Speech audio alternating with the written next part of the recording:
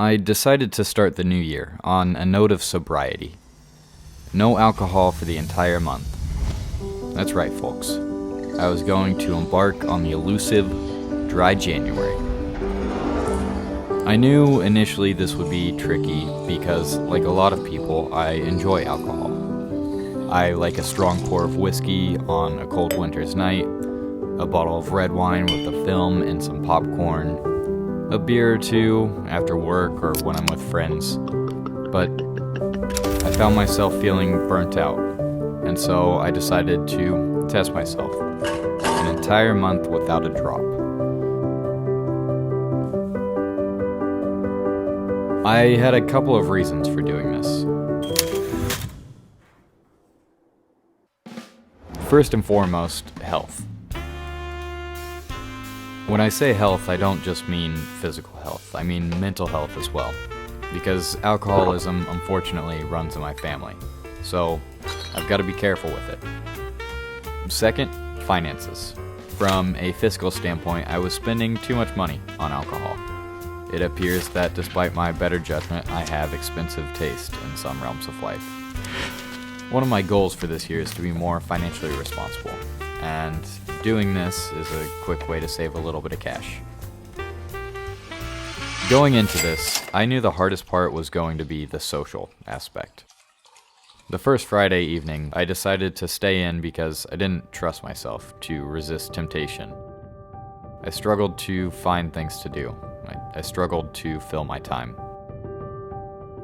I've been living without internet, so I couldn't just stream Netflix or binge on YouTube videos. I had to rely on my VHS and DVD collection, which up until that point was a bit nonsensical. So I watched some movies, I listened to some podcasts that I've been meaning to listen to, I read a little bit, but the whole time this feeling sat at the bottom of my stomach. I felt like I was missing something. I think this feeling is really common, and if you can get past it, it doesn't tend to last too long. The next morning, when I woke up, I felt great.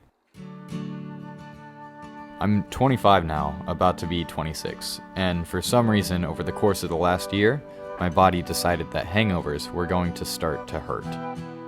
Really hurt. They wouldn't necessarily even last only a few hours. They could ruin a whole day.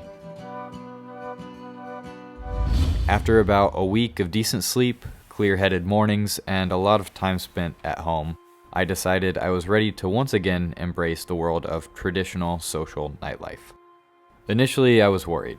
As I got ready, I played out worst-case scenarios in my head. I pictured myself stuttering out an order for a club soda and immediately getting dirty looks and piercing questions. What do you mean by why are you not drinking? Just this way for over here. Why are you not drinking? What's the reason behind this? Next question. You see, the thing about most people is that they don't care about you and your decisions. Plus, nowadays, there's lots of options if you're trying to blend in or be incognito.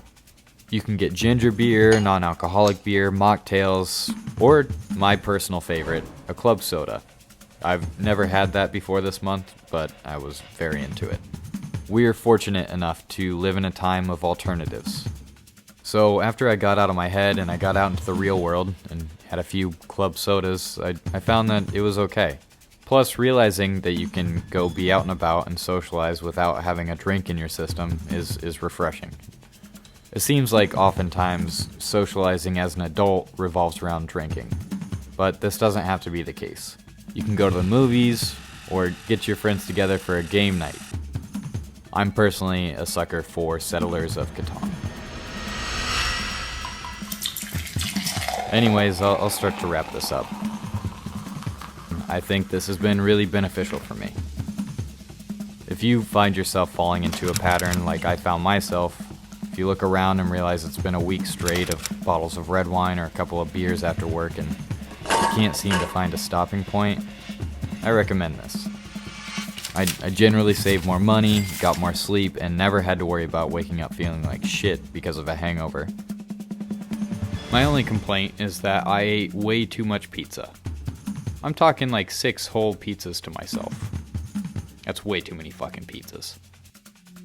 Apparently, when you cut out alcohol, your cravings kick in other ways. Otherwise, going 30 days without alcohol was great. If you feel so inclined, I say, give it a shot.